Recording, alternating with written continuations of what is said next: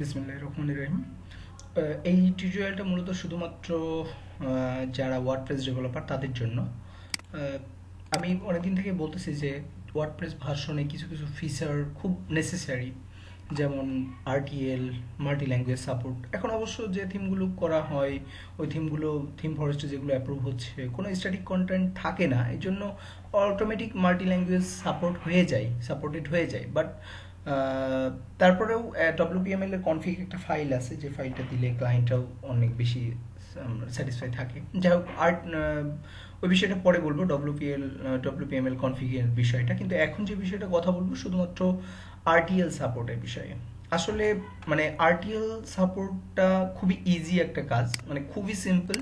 এটা মানে হয়তো অনেকে ভয় পায় আসলে, কিন্তু খুবই সিম্পল একটা কাজ। তো আরটিএলটা আসলে কখন কাজ করবে? আমরা জানি যে ওয়ার্ডপ্রেসে আমরা বিভিন্ন ল্যাঙ্গুয়েজ সাপোর্ট দিতে পারি। আগে যেটা আমাদের ল্যাঙ্গুয়েজের ফোল্ডার দিয়ে দিতে হতো, এখন ওয়ার্ডপ্রেস কিছু ডিফল্ট কিছু ল্যাঙ্গুয়েজ ইনস্টলেশনের মধ্যে দিয়ে দেয়, যে ল্যাঙ্গুয়েজগুলো অটোমেটিক থাকে। অর্থাৎ ওইটার জন্য নেসেসারি যে ফাইলগুলো আগে ম্যানুয়ালি পুট করতে হতো, ওগুলো দেওয়ার দরকার পড়ে না ওয়ার্ডপ্রেস ভার্সনের মধ্যে, অর্থাৎ ওয়ার্ডপ্রেস সফটওয়্যারের মধ্যে। তো এখন কথা হচ্ছে যে আমি কিভাবে এটাকে, আমার থিমটাকে আরটিএল সাপোর্ট করব। হ্যাঁ, এরপরেও কিছু কথা আছে যে আমি স্পেসিফিক কিছু ল্যাঙ্গুয়েজের জন্য কিছু ফাইল আমি রাখতে পারি, সে বিষয়টা নিয়ে আমি পরে কথা বলবো। বাট এখন যে বিষয়টা কথা বলবো যে বেসিক আরটিএল সাপোর্ট, যেটা আপনাদের এখন জানা দরকার যারা ওয়ার্ডপ্রেসে থিম করতেছেন। এরপরে কিভাবে স্পেসিফিক ল্যাঙ্গুয়েজের জন্য সাপোর্ট দিতে হয় ওইটা পরে বলবো। তো এখন বলি যে কিভাবে শুধুমাত্র বেসিক একটা আরটিএল সাপোর্ট কিভাবে দেওয়া যায়, যে কোনো ল্যাঙ্গুয়েজের জন্য, অর্থাৎ যে কোনো অ্যারাবিক ভাষা, অর্থাৎ আরটিএল এর জন্য, অ্যারাবিক, হিব্রু বা এই জাতীয় যে সমস্ত ল্যাঙ্গুয়েজগুলো আছে। তো প্রথম যে বিষয়টা, আপনাদের একটা বিষয় একটু কনফিডেন্ট বাড়ানোর জন্য দেখাই। দেখেন, প্রথমে আমি যেটা করব যে আমার একেবারে ডিফল্ট যে থিম, ওই থিমের যদি, অর্থাৎ 2015 2016 থিম আপনি ওপেন করেন, সাপোজ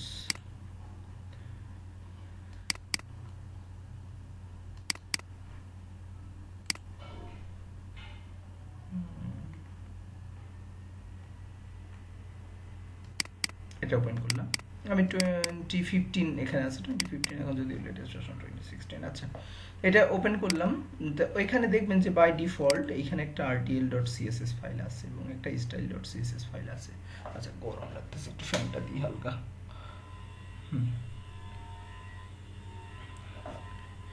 আচ্ছা, তো যেটা করতে হবে সেটা হলো যে এই যে rtl.css নামে একটা ফাইল রাখতে হবে, মানে আমি যদি rtl সাপোর্ট দিতে চাই। এখন rtl.css নামে যে ফাইলটা আমি দিলাম, তো এখানে আসলে কি থাকবে, আমি যদি ফাইলটা একটু ওপেন করি, দেখেন এখানে আমি কি লিখবো, প্রথমে থিমের নাম লিখবো এবং এখানে আমার ডেসক্রিপশন থাকবে যে এটা আরটিএল সাপোর্ট করে, এই জন্য লিখবো। এটা আপনি আরটিএল সাপোর্টের অন্য যে কোনো আপনি লিখে দিতে পারেন, যে ল্যাবেরও আরটিএল সাপোর্টেড ফর অমুক অমুক ল্যাঙ্গুয়েজ, এরকম টেক্সট লিখে দিতে পারেন।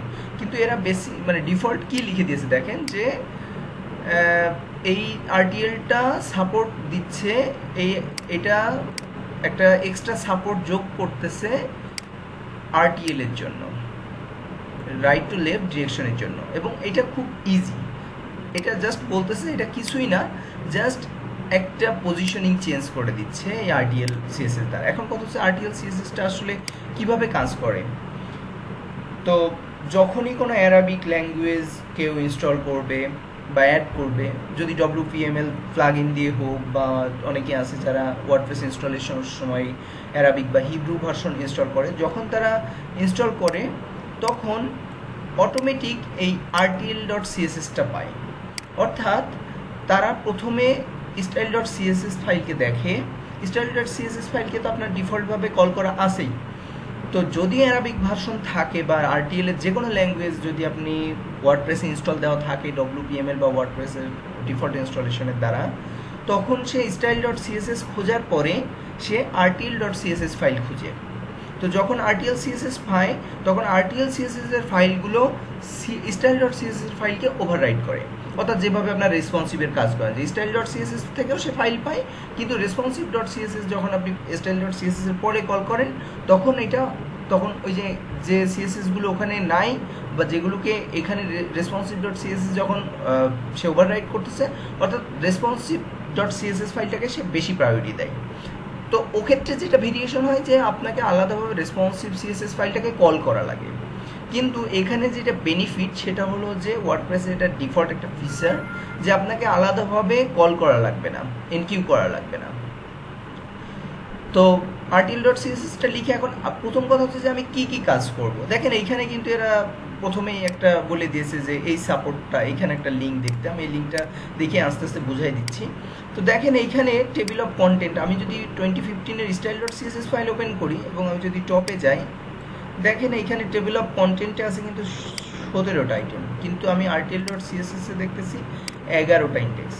তো কেন এই কন্টেন্টগুলো কেন? কারণ এইখানে আমার সবগুলো চেঞ্জ করার দরকার পড়ে নাই, সবগুলো আমার চেঞ্জ করার দরকার পড়েনি। এই জন্য আমার যে যে জায়গাগুলোতে দরকার পড়ছে আমি শুধুমাত্র ওই জায়গাগুলোই শুধু নিয়েছি। রিসেটের মধ্যে, টাইপোগ্রাফির মধ্যে কিছু পরিবর্তনের দরকার ছিল, এলিমেন্টসের মধ্যে, ফর্মসের মধ্যে, অর্থাৎ আমার যে যে জায়গাতে শুধুমাত্র দরকার হবে সেই জায়গাগুলোতেই আমি শুধুমাত্র এখানে লিখবো। যেমন প্রথম যেটা ইম্পর্টেন্ট, এটা থাকতেই হবে, নইলে হবে না, সেটা হলো যে বডির মধ্যে অবশ্যই আপনাকে ডিরেকশন RTL লিখতে হবে এবং ইউনিকোড BIDI এইটা অবশ্যই লিখতে হবে। এইটা না লিখলে হবে না, আপনাকে অবশ্যই বডির মধ্যে এই দুইটা কোড থাকতেই হবে। এরপরে যে বিষয়টা যে আপনি আপনার style.css ফাইলে যেগুলো টেক্সট অ্যালাইন লেফট আছে ওগুলোকে আপনাকে রাইট করে দিতে হবে। টেক্সট অ্যালাইন লেফট থাকলে, অর্থাৎ যেগুলো ফ্লট লেফট আছে ওগুলোকে আপনাকে সবগুলো ফ্লট রাইট করে দিতে হবে।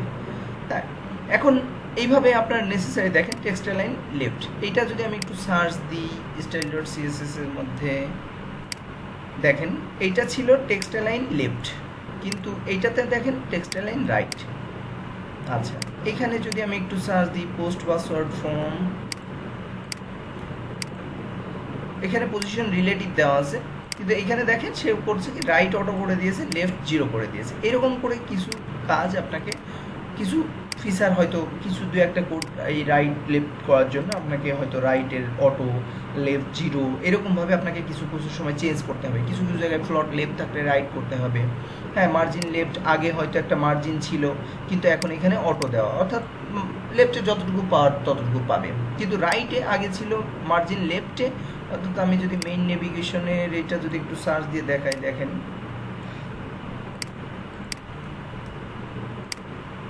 দেখেন এই যে মার্জিন লেফটে আগে ছিল কিন্তু এখানে দিয়ে দিয়েছে কি মার্জিন রাইটে সেই ভ্যালুটা দিয়ে দিয়েছে এবং মার্জিন লেফটে অটো করে দিয়েছে, এবং margin left most of the time auto হবে।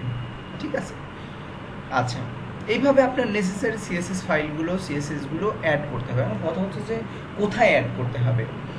তো আমি যদি এই যে এই লিঙ্কটাতে যাই, তাহলে এই লিঙ্কটাতে যদি আপনারা যান, খুব ইজিলি কিছু টিপস আমি আপনাদেরকে দিই। সেটা হলো যে এখানে দেখেন এরাও কিন্তু সেই একই কথা যে ডিরেকশন RTL এবং ইউনিকোডের এটা দিতে হবে। টেক্সট অ্যালাইন লেফট আছে, এখানে ফ্লট রাইট আছে, ক্লিয়ার লেফট আছে।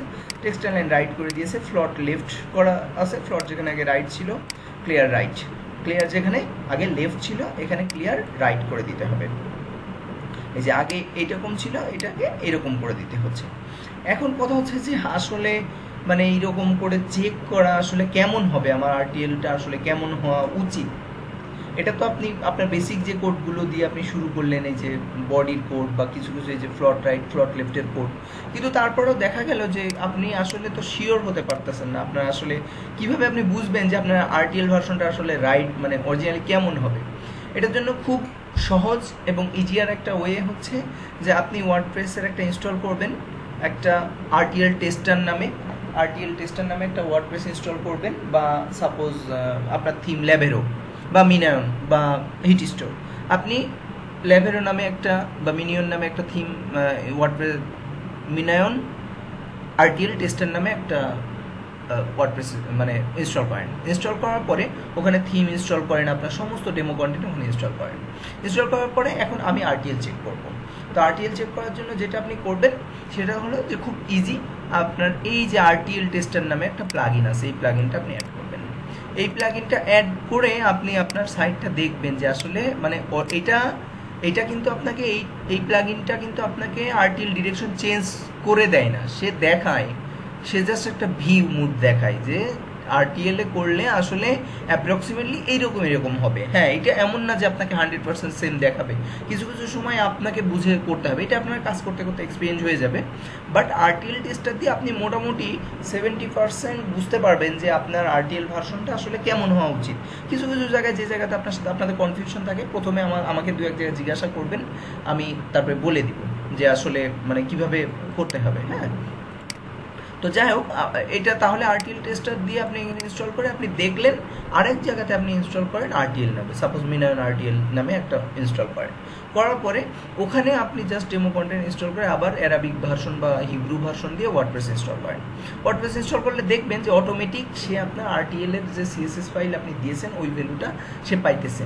এখন আপনি বেসিক কিছু কোড দিয়ে শুরু করলেন, মনে করেন আপনি প্রথমে অন্য কোনো কোড দিলেন না, আপনি শুধু দিলেন ডিরেকশন RTL আর ইউনিকোড BDI।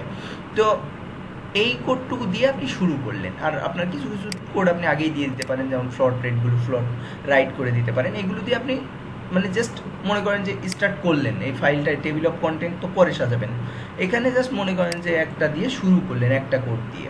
এখন শুরু করার পরে যেটা করতে হবে আপনাকে, ওই একটা ট্যাবে আপনি রাখলেন যে টেস্টারের যে ইয়েটা ওইটা রাখলেন, যে ওখানে ওপেন করে রাখলেন যে কেমন দেখাবে, হেডারটা ফুটারটা কেমন দেখাবে, কন্টেন্টগুলো কেমন দেখাবে, ওগুলো দেখে দেখে এখন আপনার যে ইয়েটা, যেখানে আপনার কন্টেন্ট ওইভাবে ফ্লট লেফট রাইট করতে হবে, ওইভাবে আপনি টেস্টারে দেখে দেখে, টেস্টারের ভিউ মোডটা দেখে দেখে আপনি যেখানে RTL ভার্সনের জন্য আপনি ইনস্টল করলেন ওই জায়গাতে আপনি টেস্ট করতে থাকবেন, ওই জায়গাতে আপনি কোড CSS বসাতে থাকবেন। বসায় দেখবেন যে যখন ওই যে টেস্টারের মতো হচ্ছে তখন মনে করবেন হ্যাঁ এখন ওকে আছে।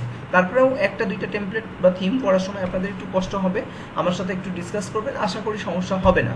হ্যাঁ, আমার ইনভার্টার স্টুডিওতে একটা সার্ভিসই আছে RTL এর জন্য, ওটাতে আমি বেশ কিছু কাজও করছিলাম বিভিন্ন ক্লায়েন্টের জন্য, তো আশা করি প্রবলেম হবে না। এটা খুবই সিম্পল একটা কাজ, কঠিন না।